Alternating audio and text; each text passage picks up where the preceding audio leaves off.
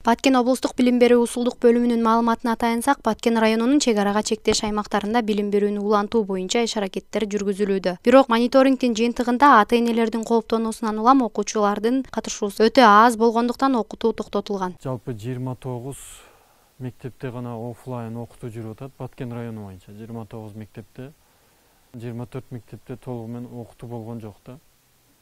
Онлайнда, офлайнда болгон жок. Элек району боюнча бир эле Максат айылынын Максат орто мектебинде гана онлайн окутуу болуп атат.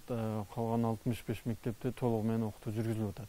Эвакуацияланган жарандардын мектеп курактагы балдары болсо жайгашкан жайларында окутулууда. Эл мектебин мугалимдери келип, начальник класс мугалимдери келип сабак өттү, соц педагогдор келип балдарды ойнотту. Ошондой эле үй-жайы жашоого мүмкүн болбогон абалдагы жарандар турак үйлөрү калыбына келгенге чейинки аралыкта убактылуу жашаган жеринде балдарын билим берүү мекемелерине бере алат. Бүгүн эле мен ушул мектептердин директорлоруна тапшырма бердирдим.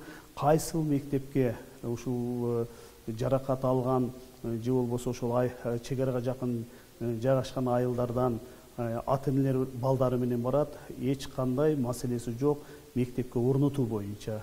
Ушундай маселелерди азыр карап чыгып тапшырмалар берилди.